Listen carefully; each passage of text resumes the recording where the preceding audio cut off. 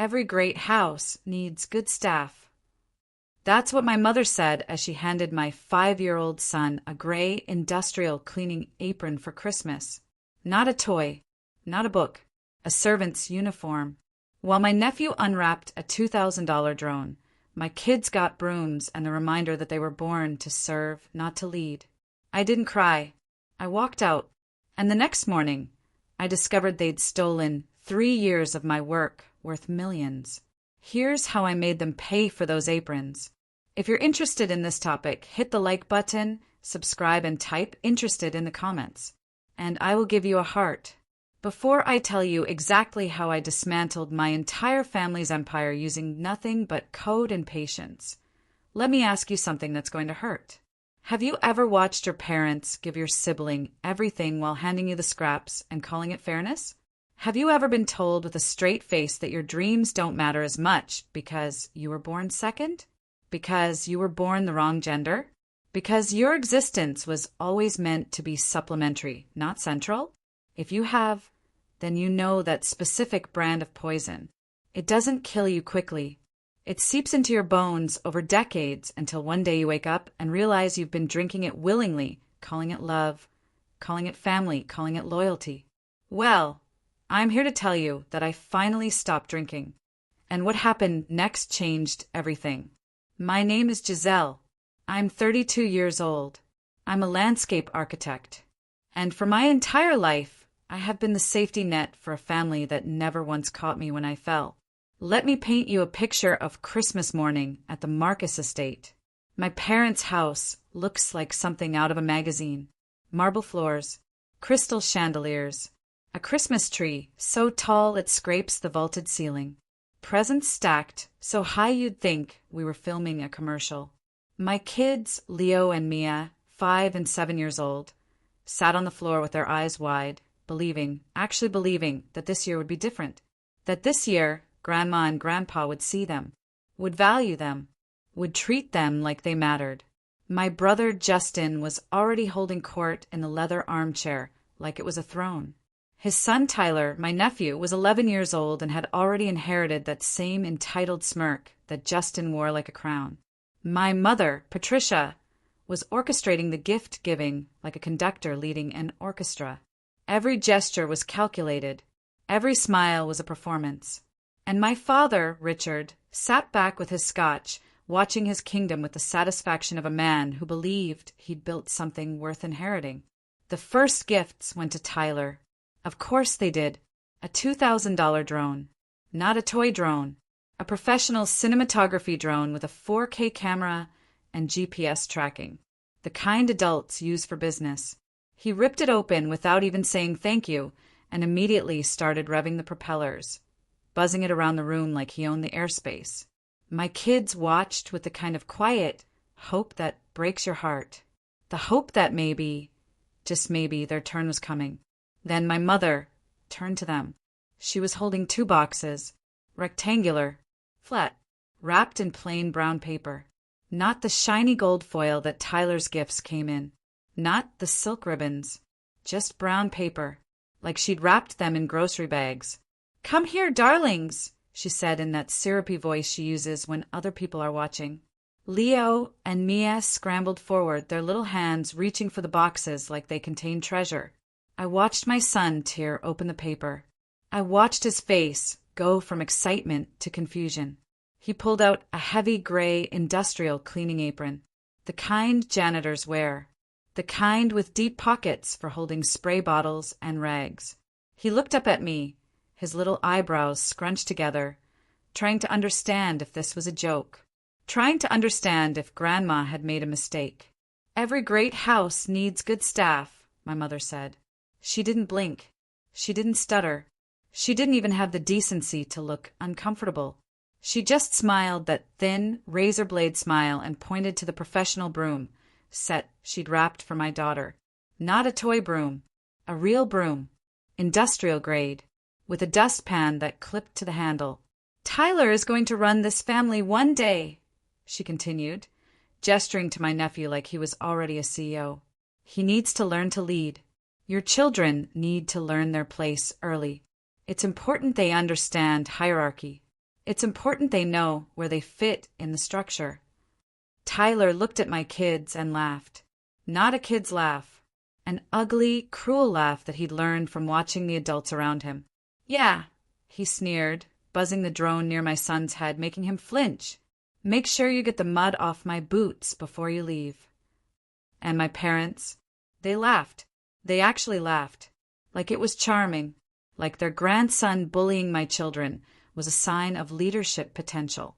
Like teaching a 5-year-old that he was born to be a servant was good parenting. I want you to understand something. In that moment, I didn't scream. I didn't cry. I didn't make a scene.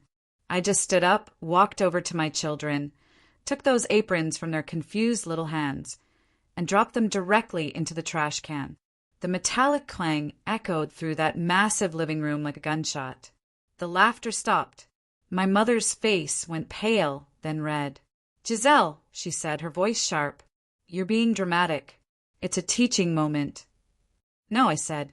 My voice was calm, terrifyingly calm. It's abuse disguised as tradition. And we're done. I took my kids' hands and walked straight out the front door. I didn't say Merry Christmas. I didn't say goodbye. I didn't give them the satisfaction of an argument or an explanation. I just left. And as I buckled my kids into their car seats, as I watched them stare at the empty space where real gifts should have been, I made a decision. I decided that I was done being the good daughter, done being the fixer, done being the family ATM and emotional punching bag. I decided that if they wanted to treat my children like servants, they were about to learn what it feels like to lose everything. The drive back to my condo was terrifyingly quiet. Leo and Mia fell asleep in the back seat before we even hit the highway, clutching nothing, holding empty air where toys and love should have been. I didn't turn on the radio. I didn't call a friend to vent. I needed the silence to process the fact that I had just orphaned myself. Not physically, but emotionally. I had just cut the cord that had been strangling me for 32 years. And you want to know the wildest part? I wasn't sad. I wasn't grieving the loss of my parents. I was grieving the time I had wasted. The decades I'd spent trying to earn love from people who were fundamentally incapable of giving it. The years I'd spent believing that if I just worked harder, achieved more, sacrificed more, they would finally see me as worthy. But standing in that living room, watching my mother hand my son a servant's uniform, I finally understood. They did see me. They saw me exactly as I was. Competent, useful, exploitable. They just didn't see me as equal. When we got home, I carried the kids to bed one by one. I tucked them in. I kissed their foreheads.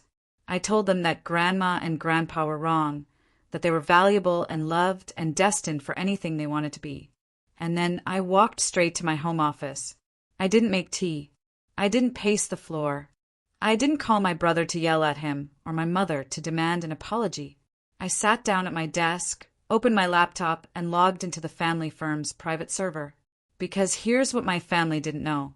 Here's the secret they'd been too arrogant to discover. For the last 3 years, I had been the architect behind their biggest project, the Green City Project, a massive eco-friendly urban park system worth $3.5 million. It was supposed to be my legacy, my magnum opus, the thing that would finally prove I wasn't just the backup child, the insurance policy, the girl who wasn't Justin. But because my name wasn't Justin, because I didn't have the right chromosomes or the right birth order, my father insisted I do the work in the shadows. I designed every building. I coded every simulation. I ran every environmental impact study. I worked 18-hour days for 3 years building something revolutionary. And my brother? My brother took the meetings. He shook the hands. He smiled for the photos. He got the credit. And I told myself it was okay. I told myself I was helping the family. I told myself that contribution mattered more than recognition. But sitting there in the dark, staring at my screen, I realized I'd been lying to myself. I hadn't been helping the family. I'd been funding my own erasure. I logged into the server with my admin credentials. My plan was simple. Revoke their access. watermark my designs, leverage the files for an apology and proper credit, maybe even negotiate a consulting fee. I wasn't trying to destroy them. I was trying to be seen. But the moment my screen flickered to life, everything changed. The access logs were scrolling in real time. Someone was currently logged in as admin. Someone was in the system right now. At midnight, on Christmas, I watched the cursor move across the screen like a ghost. I watched folders open and close. I watched someone navigate through 3 years of my work with the confidence of someone who believed they owned it. And then I saw what they were doing. They weren't viewing the files. They weren't copying the files. They were moving them, transferring them, stealing them in real time while I watched. I tried to cancel the command. My fingers flew across the keyboard, trying to initiate a remote lockdown, trying to stop the transfer, trying to save 3 years of my life from vanishing into the void.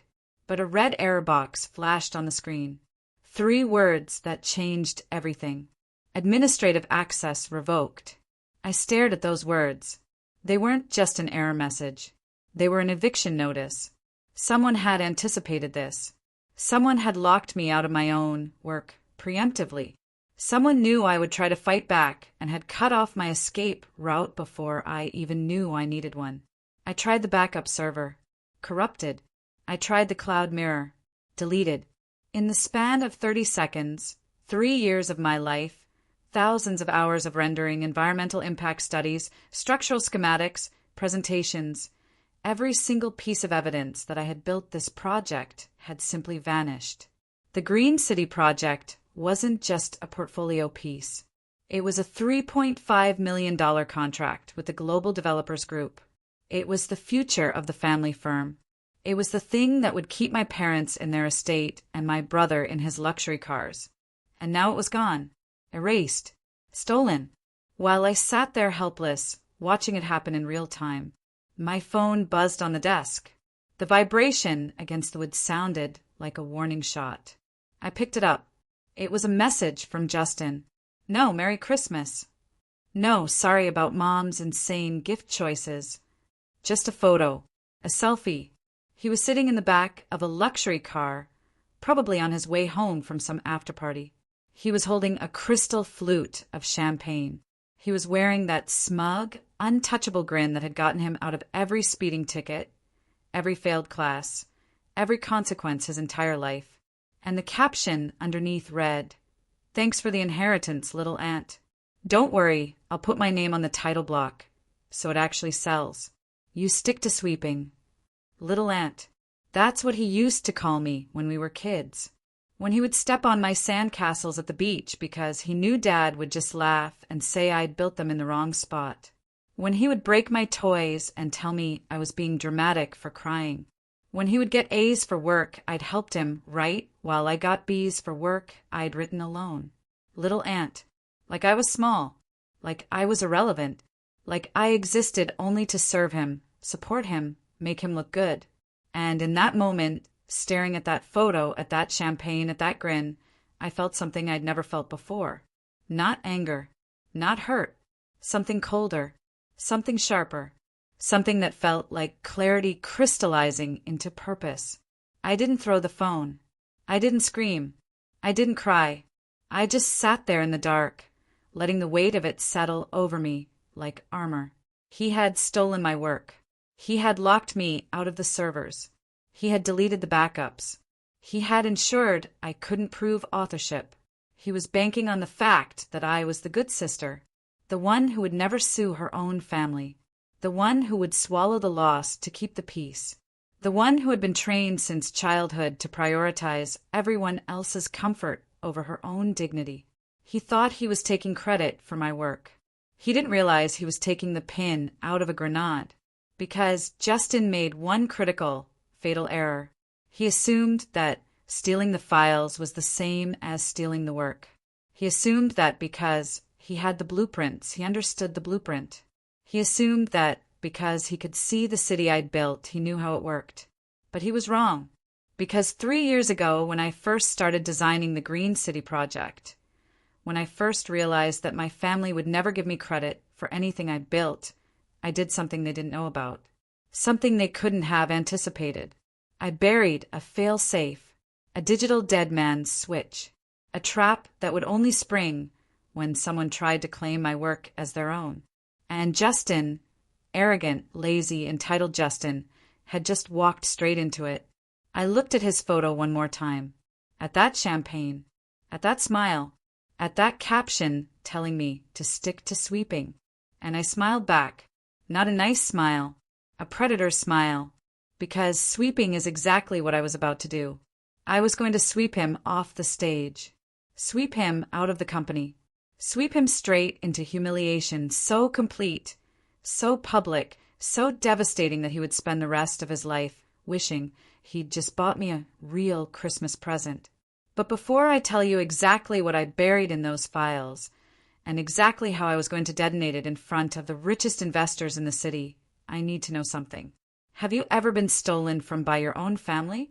Have you ever done the work while someone else took the credit?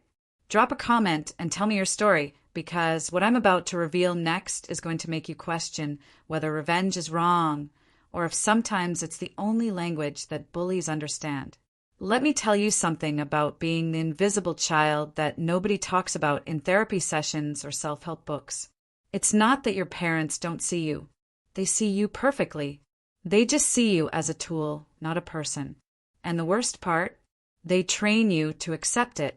They condition you from birth to believe that your value is measured entirely by how useful you are to the people who should love you unconditionally. That's not neglect. That's not abuse in the traditional sense. It's something more insidious. It's systematic dehumanization disguised as family dynamics. And I want you to understand how deep this went, because what I'm about to tell you isn't just about stolen files or corporate espionage. It's about breaking a chain that had been wrapped around my neck since I was 6 years old.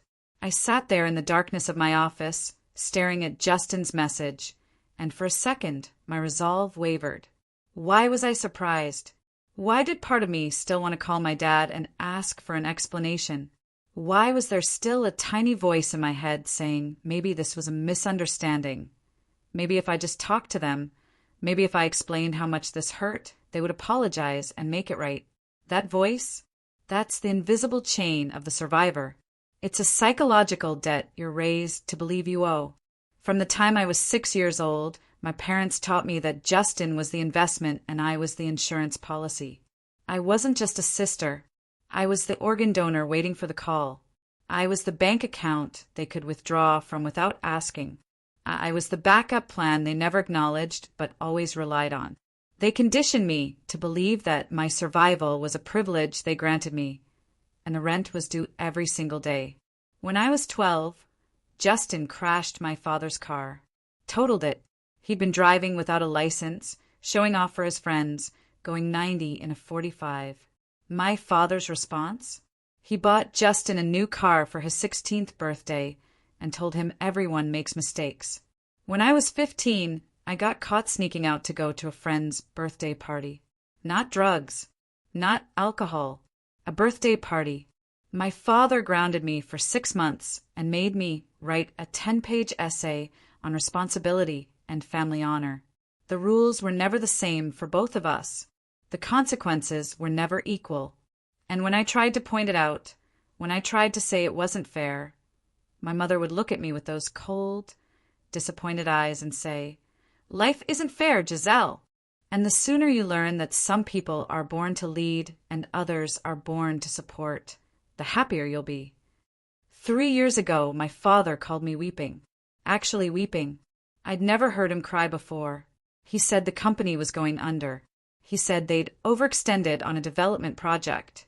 He said they were going to lose everything. The estate, the business, the family legacy. He said he needed help. And like the well-trained servant I helped. I drained my entire life savings. $50,000 that I had scraped together by working double shifts at my architecture firm and freelancing until my eyes burned and my back ached. $50,000 that was supposed to be the down payment on a house for me and my kids.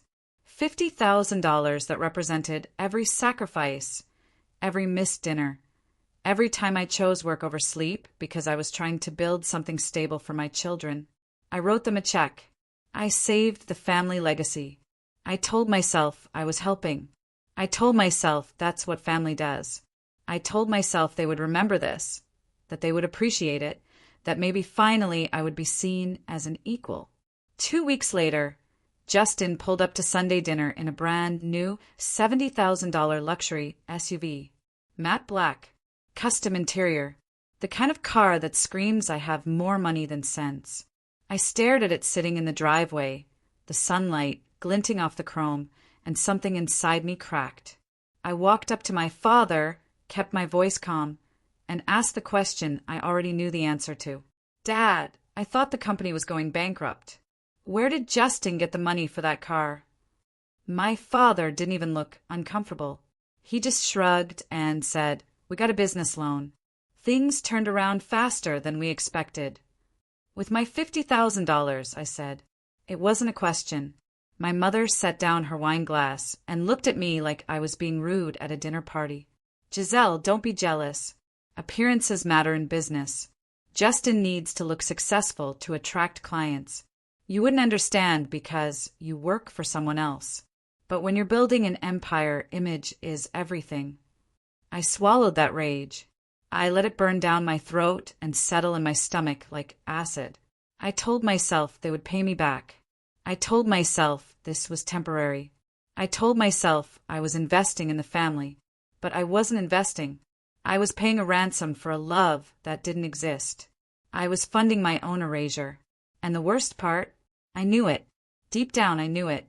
But I kept hoping. I kept believing that if I just gave a little more, sacrificed a little more, proved my worth a little more, they would finally see me. That's the trap of the unloved child. You keep trying to earn something that was never for sale in the first place. But sitting there in the dark, watching the cursor blink on my screen, staring at Justin's message telling me to stick to sweeping, the chain finally snapped. I wasn't their servant anymore. I wasn't their backup plan. I wasn't their insurance policy. I was the architect of the only thing keeping their world from collapsing. And they had just made the catastrophic mistake of stealing it. They had trained a servant, yes. But they forgot that the servant is the one who holds the keys to the castle. And I was about to burn it down from the inside. I closed Justin's message and opened the access logs again. I studied the timestamps. The file transfer had happened at 11:47 p.m., exactly 13 minutes after I'd walked out of their house, which meant this wasn't spontaneous. This wasn't a panicked reaction to me leaving. This was planned. This was premeditated. They had been planning to lock me out and steal my work before I ever arrived for Christmas. The aprons weren't just cruelty. They were a distraction. They were bait designed to make me react emotionally, to make me storm out, to give them justification for cutting me off. They wanted me to leave. They wanted me angry and isolated, so I wouldn't notice what they were doing behind the scenes until it was too late. This wasn't theft. This was a military operation, and I had walked right into it. I looked closer at the file directory on my backup drive. I keep local copies of everything, a habit I developed after watching too many colleagues lose work to server crashes. I opened the Green City master folder, and that's when I saw it, a text file that hadn't been there before, created at 11:53 p.m., 6 minutes after the transfer. The file name was readme_giselle.txt.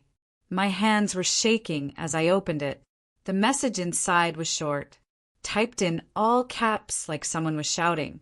"You were always going to be cut out. Dad decided 3 years ago that Justin would get sole credit for Green City. He said a woman's name on the title wouldn't sell to the investors. He said you should be grateful we let you work on it at all. This was never your project. It was always ours. You were just the pencil. And now we don't need you anymore. Don't bother suing. We've already filed paperwork showing Justin as the sole creator. Your name isn't on anything. You don't exist. Go find a real job. Maybe sweeping floors like your kids. Merry Christmas. Justin." I read it 3 times, 4 times, 5 times. Each word was a knife sliding between my ribs. Not because it hurt, but because it was so honest. So brutally, viciously honest. There was no pretense anymore. No fake smiles. No gaslighting about how they valued my contributions or how family sticks together. Just the truth. Raw and ugly. I was a tool they'd used up, and now they were throwing me away. Most people would have broken down at this point. Most people would have called a lawyer or a friend or collapsed into a crying heap on the floor. But I didn't, because rage, real rage, the kind that's been building for 32 years, doesn't make you weak. It makes you focused. It makes you surgical. It makes you dangerous. I closed the text file and opened a command terminal that I'd hidden on my laptop years ago. Because here's what Justin didn't know. Here's what my entire family didn't know because they'd never bothered to ask what I actually did all day. I'm not just a landscape architect. I'm a computational designer. I code. I build systems. I create digital ecosystems that live and breathe and respond to commands that most people don't even know exist. And 3 years ago, when I first started building the Green City project, when I first felt that nagging suspicion that my family would eventually try to take this from me, I did something that architects call a digital watermark. But I call it a dead man switch. I embedded a script into the foundation of every 3D model, every rendering, every blueprint. It's invisible. You can open the files 1,000 times, walk through the virtual city, print the blueprints, present them to investors, and you will never see it. It sits dormant in the metadata, waiting for a specific trigger. And that trigger, it requires 2 things. First, it requires someone to present the work publicly as their own, claiming sole authorship without my name attached. Second, it requires me to be on the same Wi-Fi network as the presentation device. It was my insurance policy, my nuclear option, the thing I hoped I'd never have to use but built anyway because I knew that one day my family would betray me. I just didn't know when. I checked the status of the script. Still active, still embedded, still waiting. Justin had the files. He had the renders and the blueprints and the client data. But he didn't have the code. He didn't understand what he was actually holding. He saw pretty pictures and sellable assets. He didn't see the trap. I pulled up the industry news feed on my second monitor. The Global Developers Group pitch meeting was scheduled for Tuesday morning at 9 a.m. at the Downtown Real Estate Exchange. That was 48 hours away. Justin was going to stand on a stage in front of investors worth billions of dollars and present my work as his own. He was going to smile that golden boy smile and sell my soul to the highest bidder when my parents sat in the front row beaming with pride. And I was going to let him, because the script I wrote doesn't just delete files. It doesn't just crash presentations. It exposes them. It rips away the curtain and shows everyone exactly who built what. But there was one problem, one critical flaw in my plan. The trigger wasn't remote. To prevent accidental detonation, to make sure this weapon only fired when I wanted it to, I had hard-coded the execution command to require a local handshake. I had to be on the same Wi-Fi network as the presentation computer, which meant I had to be in the room. I had to be there in person, watching Justin claim credit for 3 years of my life. And then, only then, could I push the button and watch everything burn. I closed my laptop. The cold calm I'd felt earlier hardened into something brittle and sharp, like ice that could cut skin. I didn't need to hack into their server to get the files back. I didn't need to stop the meeting. In fact, I needed the meeting to happen. I needed Justin on that stage. I needed the lights bright and the stakes impossibly high. I needed witnesses, hundreds of them, because destroying someone privately is just revenge. Destroying someone publicly is justice. I had 48 hours to figure out how to get into that building, onto that network, and into that room without my family knowing I was there. 48 hours to prepare for the moment I'd been unconsciously building toward my entire life. The moment I stopped being invisible and became unforgettable. I stood up from my desk and walked to my kids' room. I opened the door quietly. Leo and Mia were asleep, tangled in their blankets, their faces peaceful and innocent. They didn't know that their grandmother had tried to teach them they were worthless. They didn't know their uncle had stolen their mother's future. They didn't know the war that was about to start. And I was going to keep it that way, because this wasn't about revenge anymore. This was about breaking a cycle. This was about showing my children that you don't have to accept cruelty just because it comes wrapped in the word family. This was about teaching them that some fights are worth having, even when the enemy is someone who's supposed to love you. I closed their door and went to bed. I didn't sleep. I spent the entire night planning, strategizing, visualizing every possible scenario, every possible outcome. I wasn't nervous. I wasn't scared. I was ready. Because for 32 years, my family had been writing a story about a girl who didn't matter, a girl who existed to serve, a girl who would always choose peace over pride. But Tuesday morning, I was going to take their pen and rewrite the ending. And they were going to watch, helpless, as I turned their villain into their judge. But here's where it gets complicated. Because when I showed up at that building on Tuesday morning, when I tried to walk through those doors, I discovered something that almost destroyed everything. Something I hadn't planned for. Something that proved my family knew me better than I thought. So before I tell you what happened at those security doors, I need you to answer something honestly. If your family locked you out of your own life's work, if they erased you completely, would you fight back? Or would you let it go? Drop your answer in the comments, because what happens next is going to make you wonder if there's a line between justice and destruction, and whether I crossed it. Tuesday morning broke with the kind of aggressive sunshine that feels like a mockery when you know you might be walking into your own execution. I stood outside the real estate exchange at 8:30 a.m., 30 minutes before the pitch was scheduled to begin. The building was a fortress of glass and steel, the kind of place where the city's skyline gets bought and sold over handshakes and champagne. Inside that building, in less than half an hour, the Global Developers Group would decide the fate of the Green City project. My project. The project I had bled for. The project that represented 3 years of 18-hour days and sacrificed weekends and missed bedtimes with my kids. The project my family had stolen and was about to sell for $3.5 million while I stood on the sidewalk like a beggar outside a castle. I adjusted my blazer. I gripped my phone tighter, the phone that contained the trigger, the detonator, the nuclear option that would either save my career or destroy what was left of my relationship with my family forever. I didn't have a plan B. My entire strategy relied on one assumption, that my brother would be too busy polishing his ego and rehearsing his lies to remember to revoke my building clearance, that in his arrogance he would forget that I'd been working at this firm for years, that my credentials were in the system, that I had every legal right to walk through those doors as a consultant. I took a breath and walked toward the security checkpoint. The glass doors reflected my face back at me. I looked calm, professional, like someone who belonged there, like someone who had every right to be there. I reached the turnstile and pulled out my security badge. The same badge I'd been using for 3 years. The badge that gave me access to every floor, every conference room, every corner of this building. I tapped it against the scanner and held my breath. The machine let out a low, angry buzz. The light flashed red. Access denied. I stared at the red light like it was a death sentence.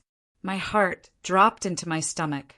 I tried again, pressing the badge harder against the scanner like force would somehow change the result. Red. Buzz. Access denied. Ma'am. A security guard stepped in front of the turnstile. He was massive, the kind of man whose neck was wider than my head, whose presence alone was designed to intimidate. Your badge is invalid. You need to step back. There's a mistake, I said, keeping my voice steady even though my entire plan was collapsing in real time. I'm the lead architect on the morning pitch. My name is Giselle Marcus. I should have clearance. He didn't even look at his screen. He didn't check the system. He just shook his head with the finality of someone following orders he'd been given hours ago. System says your credentials were scrubbed yesterday. Terminated with cause. You're on the do not admit list. I'm going to need you to leave the premises. Terminated. The word hit me like a physical blow.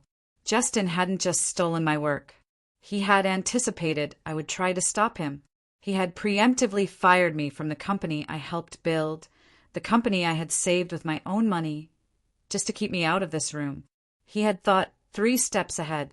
He had blocked every exit before I even knew I was trapped. And I realized, standing there behind that security line with that guard staring me down, the fatal flaw in my plan. The dead man's switch required a local handshake.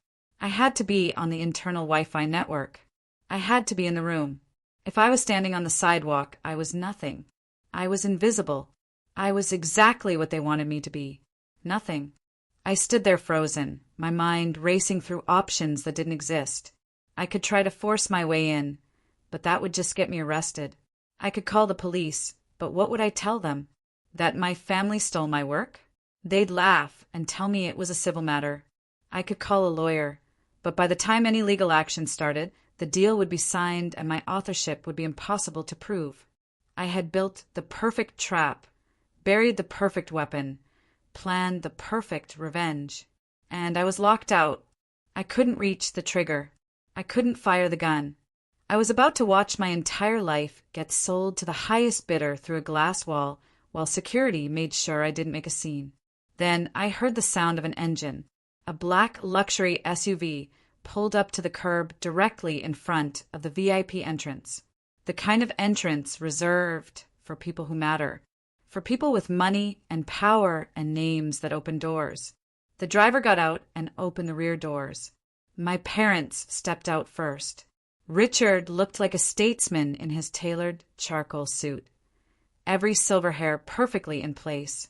Patricia was glowing in pearls and silk, playing the role of the proud matriarch with the kind of grace that comes from decades of practice. They looked like they were attending a coronation, like they were about to watch their son become a king. And then came Justin. He stepped out onto the pavement, adjusting his cufflinks, checking his reflection in the tinted windows.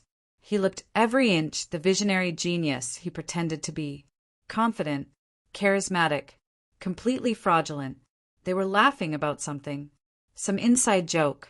Some shared moment of triumph. They were celebrating before the ink was even dry. Then they saw me, standing there behind the security line, blocked by the guard, holding a phone that was now completely useless. For a split second, I thought I saw something flicker across my mother's face. Surprise, maybe, or guilt. But it vanished so fast I might have imagined it. She didn't look afraid. She didn't look sorry. She just sighed, this deep, disappointed sigh, like I was a stain on her perfect morning, like I was an embarrassment she had to pretend not to see. My father shook his head, actually shook his head, like I was a child throwing a tantrum in public. He turned his back, placed his hand on my mother's elbow, and started to usher her toward the entrance.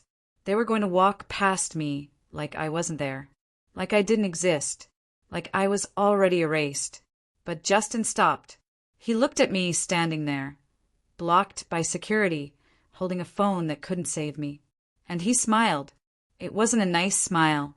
It wasn't even a cruel smile. It was the smile of someone who had already won and wanted to make sure the loser knew it. It was the smile of the boy who broke my toys and knew he wouldn't get in trouble. The smile of the golden child who had learned that consequences were for other people. He walked toward me slowly, deliberately, making sure I had to watch every step. He stopped right at the glass doors, close enough that I could see my reflection in his eyes. He leaned in, made direct eye contact, and mouthed 2 words. 2 words designed to remind me exactly where I stood in the family hierarchy. 2 words that were supposed to break me. Go home. Then he turned and walked into the lobby. The golden doors slid shut behind him with a soft, expensive whisper. My parents followed without looking back, and I was left standing on the pavement like a ghost, like something they used to know. The pitch was starting in 20 minutes.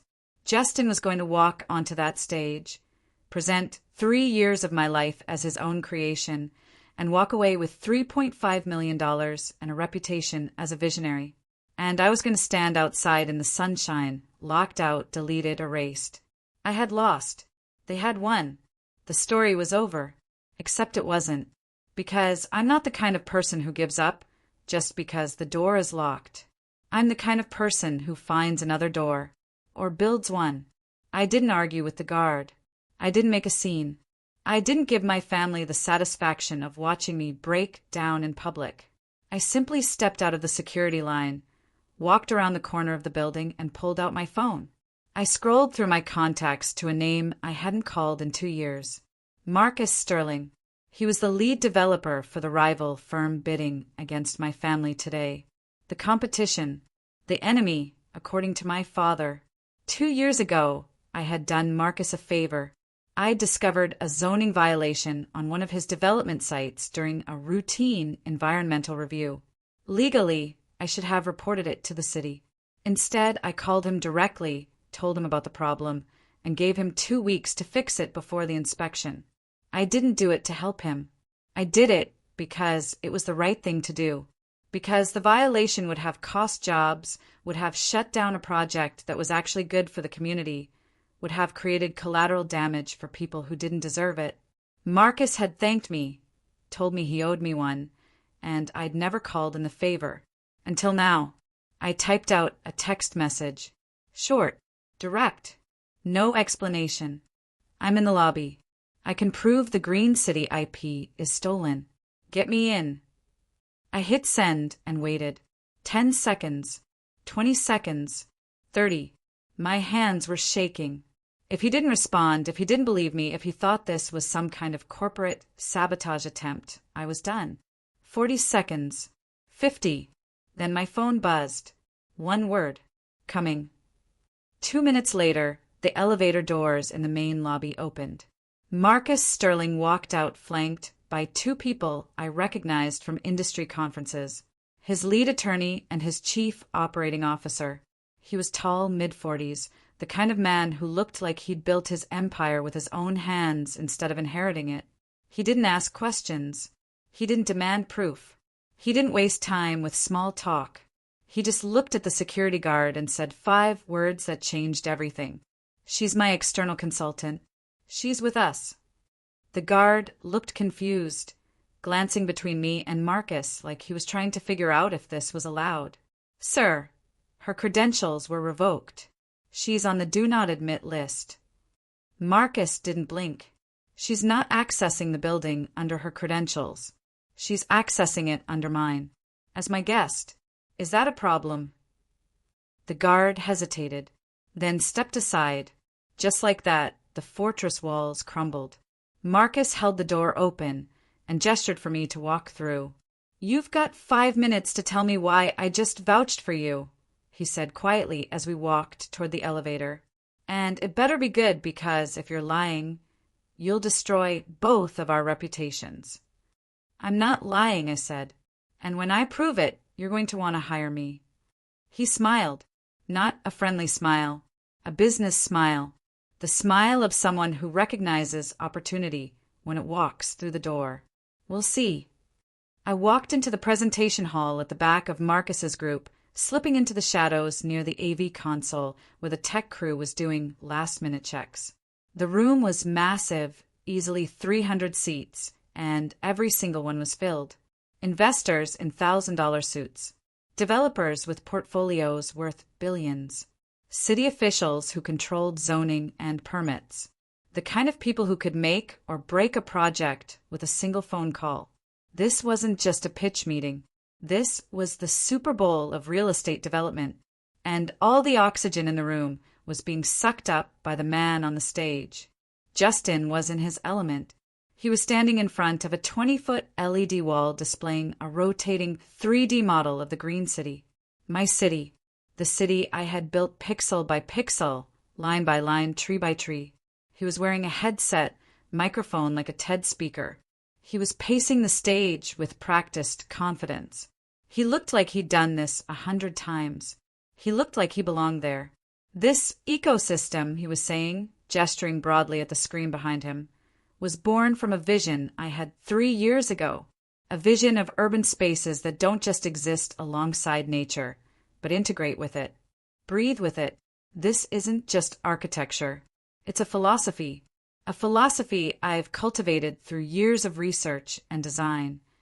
My parents were sitting in the front row, nodding like proud bobbleheads. My mother had her hand over her heart, like she was watching her son receive a Nobel Prize. My father was smiling that satisfied smile of a man watching his investment pay off. They looked so proud, so validated, so convinced that they had made the right choice. That erasing me was justified because look how well Justin was doing. Look how perfect this moment was. I pulled out my phone. My thumb hovered over the Wi-Fi settings. I could see the network name broadcasting from the building's router. RX conference secure. I looked at Marcus. He was watching Justin with the cold, analytical stare of someone evaluating a competitor. I leaned over and whispered, "I need the Wi-Fi password." He didn't ask why. He just pulled out his phone, showed me the password on his screen, and whispered back, "Make it count." I typed in the password. My phone connected to the network. The handshake was complete. The dead man's switch that had been sleeping in the code for 3 years pinged my phone with a soft vibration. It was awake. It was armed. It was waiting for my command. On stage, Justin was reaching his crescendo. He was talking about legacy and innovation and how the Green City would change urban planning forever. He was getting applause. People were nodding, taking notes, leaning forward in their seats. He was winning. He truly believed he had pulled it off. He believed that stealing my work was the same as creating it. He believed that standing on that stage made him the author. I looked at him one last time, at that confident smile, at those gestures he'd practiced in the mirror, at the way he owned that space like he'd earned it. And I didn't feel guilt. I didn't feel hesitation. I didn't feel the pull of family loyalty or the weight of consequence. I felt like a judge dropping a gavel. I opened the command terminal on my phone. I typed in the execution code, and I hit send. I didn't look at the screen behind Justin. I looked at his face. I watched the moment everything changed. I watched his confident smile vanish. I watched his eyes go wide, reflecting something on the screen he didn't understand. I watched his entire world collapse in real time. And before I tell you exactly what appeared on that screen, exactly what the code did, exactly how 300 witnesses watched my brother's reputation disintegrate in under 10 seconds, I need you to tell me something. Was I wrong? Did I go too far? Or is this exactly what someone deserves when they try to erase you? Comment below, because what happened next didn't just destroy Justin. It exposed a lie that my entire family had been living for 30 years. And some truths, once revealed, can never be buried again. I didn't look at the screen behind Justin. I looked at his face, because technology can glitch. Screens can malfunction. But a human face, a face that's just realized it's been caught in a lie in front of 300 witnesses, that's a kind of truth you can't fake. In 1 second, his confident, practiced smile vanished. His eyes went wide, reflecting something on the screen he didn't understand, something he didn't recognize, something that wasn't supposed to be there. His mouth opened slightly, like he was trying to process information his brain couldn't accept. And then the color drained from his face so fast it looked like someone had opened a valve and let all the blood out. That's when I looked at the screen. The beautiful rotating 3D model of the Green City, the lush parks and sustainable architecture and flowing water features. All of it had vanished. In its place was a wall of crimson red. Not a soft red. A screaming emergency alarm bell red that made everyone in the room instinctively tense. And across that red background, in massive white block letters that were impossible to miss, impossible to ignore, impossible to explain away, were the words I had coded 3 years ago. Stolen property. Original author, Giselle Marcus.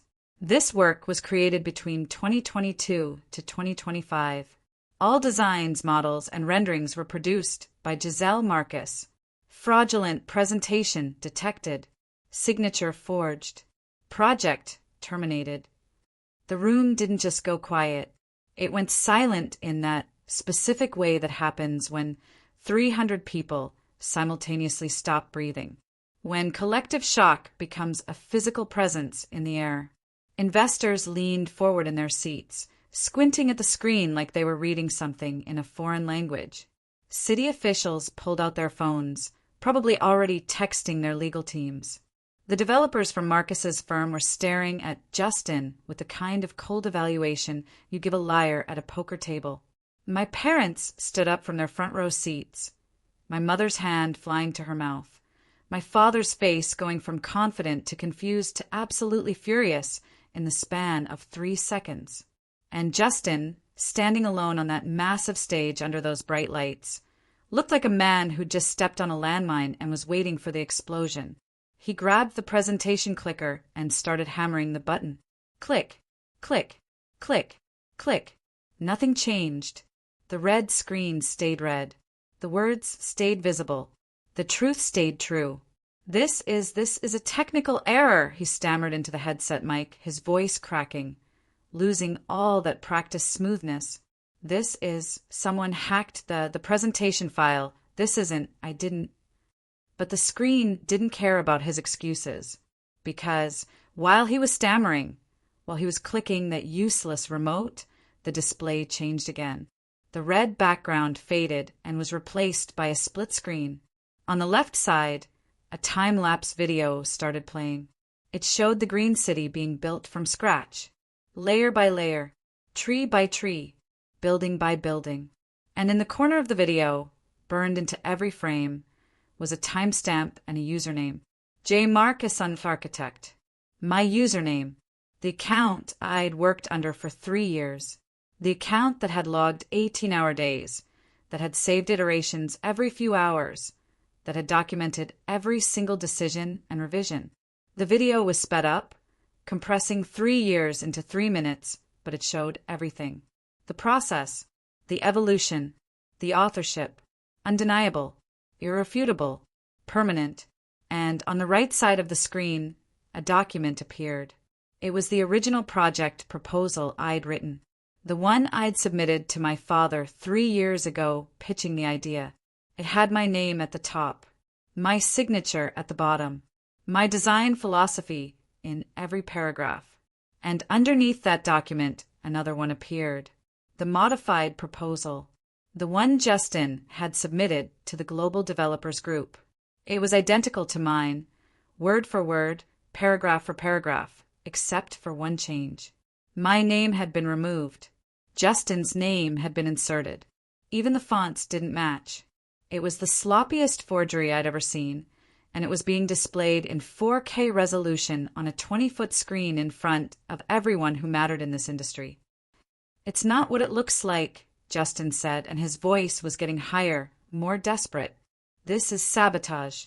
This is corporate espionage. Someone is trying to ruin this deal. No, I said. I didn't shout it. I just said it clearly, loudly enough to carry across the silent room. I stepped out from the shadows near the AV console. Every head in the room turned to look at me. 300 pairs of eyes locked onto the woman who wasn't supposed to be there. It's not sabotage, Justin. It's a copyright claim. It's proof of authorship. It's 3 years of documentation you didn't know existed because you never bothered to learn how the files actually worked. You just stole the pretty pictures and thought that was enough. My mother made a sound, a small, choked gasp. My father stood up, his face purple with rage, pointing at me like I was a criminal. Giselle, you are out of line. You will sit down right now and stop this nonsense. No, I said again, and it felt so good to say that word. So powerful. So final. I'm not sitting down. I'm not staying quiet. I'm not protecting you anymore. You stole my work. You locked me out of my own files. You fired me from the company I helped save with my own money. You tried to erase me. And you did all of that because you genuinely believed I would never fight back. You believed I was too well trained, too obedient, too afraid of losing my family to defend myself. You were wrong. Justin tried one more time. He pulled out his phone, probably planning to call security, probably planning to have me dragged out. But Marcus Sterling stood up from his seat.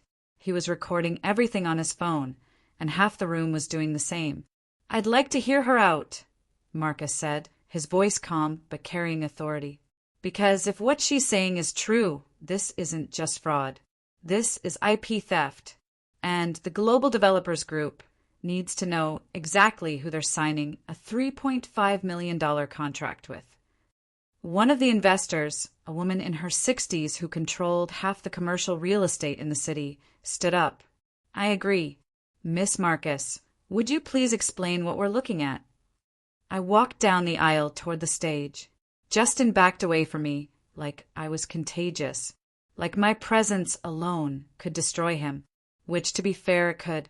I climbed the stairs, took the microphone from his shaking hand, and turned to face the room. "My name is Giselle Marcus. I am a landscape architect and computational designer. 3 years ago, I created the Green City Project from concept to completion. I designed every building, coded every simulation, ran every environmental impact study. I worked 18-hour days while raising 2 children and freelancing to pay my bills. My father asked me to work in the shadows because he believed a woman's name on the project wouldn't sell to investors. He promised me credit later. He promised me compensation. He lied. 6 months ago, when the project was ready to pitch, he transferred sole authorship to my brother, who cannot design a birdhouse, let alone an urban ecosystem. 2 days ago, on Christmas, after my family gave my children cleaning supplies as gifts to teach them their place in the hierarchy, I walked out. That night, they locked me out of the company server and deleted every backup that proved I created this work. They thought they'd erased me. They didn't know I'd embedded authentication code into the original files. Code that activates when someone tries to present the work fraudulently. Code that exposes the truth. The room was silent. I could see people processing, calculating, deciding whose story to believe. Then one of the city officials raised his hand. "Do you have additional proof? Employment records? Emails? Contracts?"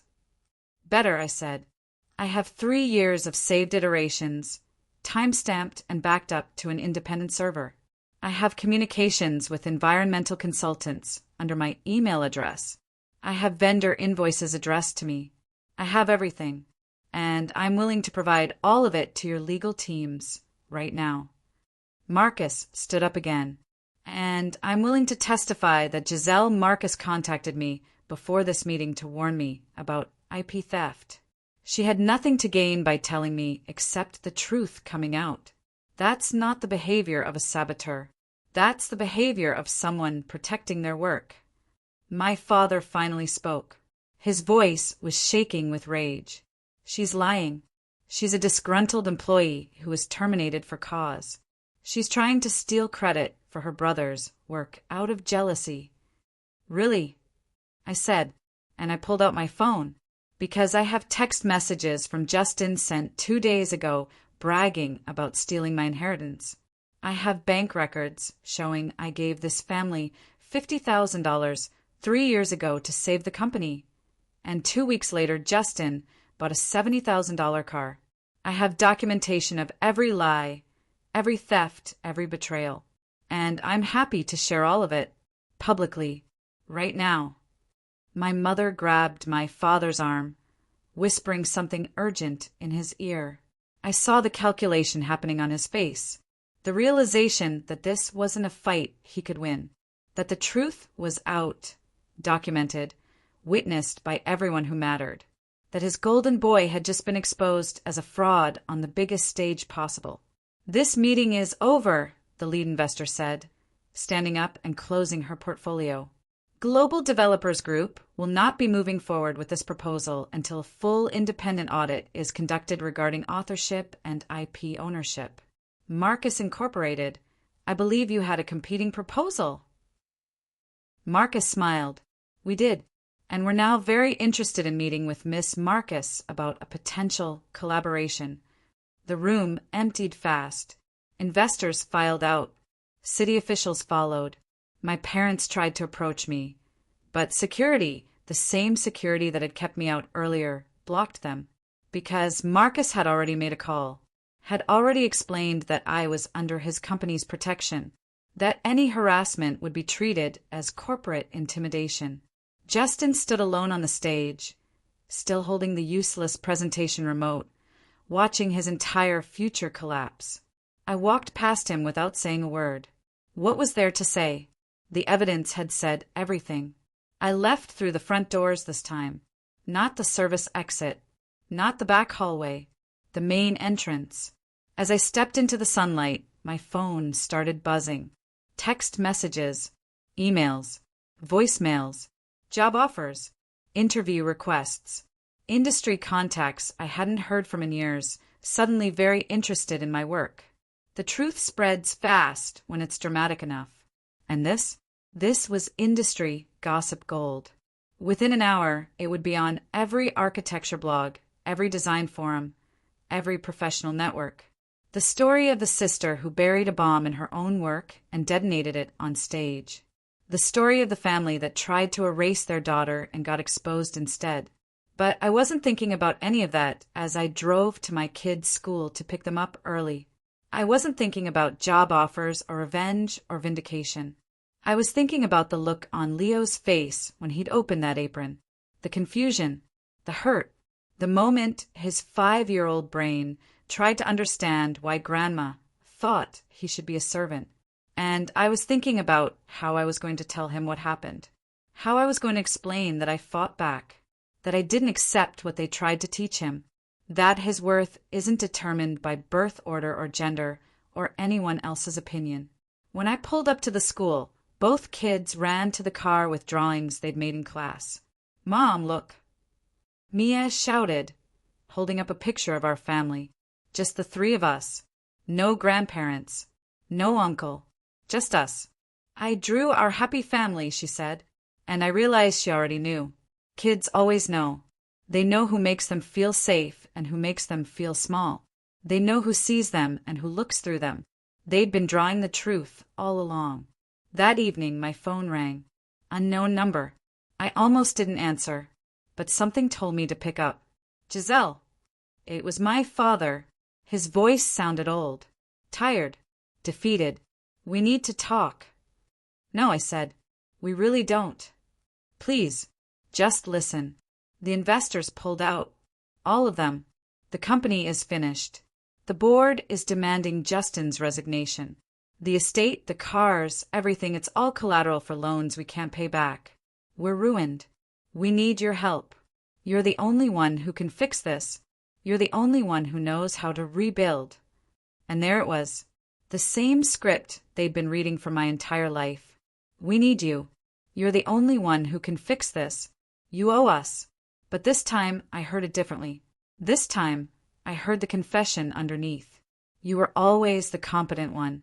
You were always the one holding everything together. We knew it. We just didn't want to admit it because that would mean sharing power. That would mean treating you as an equal. That would mean acknowledging that the daughter we threw away was worth more than the son we worshipped. "You're right," I said. "I am the only one who can rebuild. But I'm not rebuilding your company. I'm building my own. Marcus Sterling just offered me a partnership. Full equity. My name on the door. And I'm taking it. You taught me something valuable, Dad. You taught me that family isn't about blood.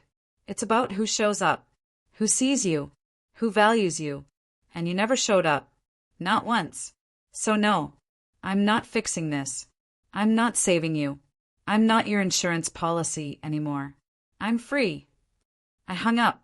He called back. I blocked the number. My mother texted. Blocked. Justin sent a long apologetic message. Deleted without reading. I was done. Not with anger. Not with bitterness. Just with finality. Some chapters close. Some relationships end. And some people choose themselves over everyone else. So, completely that the only healthy response is to let them drown in the consequences. 3 months later, I signed the partnership papers with Marcus Sterling. My name went up on the building. Giselle Marcus, principal architect.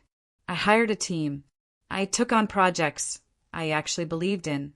I made more money in 3 months than I'd made in 3 years working for my family. And my kids? They're thriving. They take art classes. They play soccer. They've never once asked about their grandparents or their uncle. They've moved on faster than I did, because children are resilient when you remove them from toxic environments. Because children flourish when you show them that self-respect matters more than keeping the peace. I never got an apology. I never got an acknowledgement of wrongdoing. My family lost everything. The estate, the company, the reputation, and they still believe I'm the villain. They still tell people I sabotaged them out of jealousy. They still can't accept that they destroyed themselves. And you know what? That's fine, because I don't need their version of the story to be true. I know what happened. I have the evidence. I have the vindication.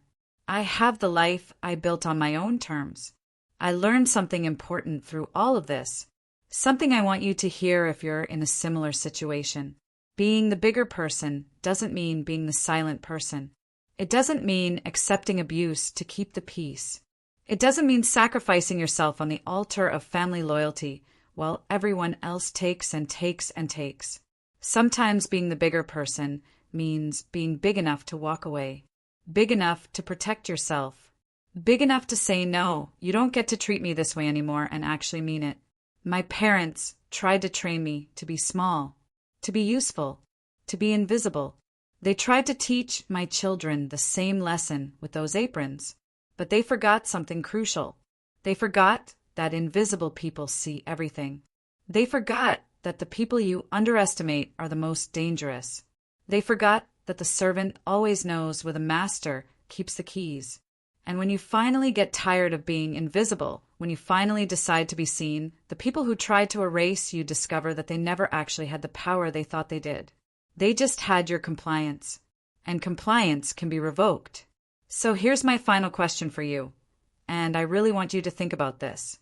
If you're in a family that treats you like a tool instead of a person, if you're the one everyone relies on but no one respects, if you're exhausted from holding everyone else up while they step on your shoulders to reach higher, what are you waiting for? What permission do you need that you haven't already given yourself? Drop your answer in the comments.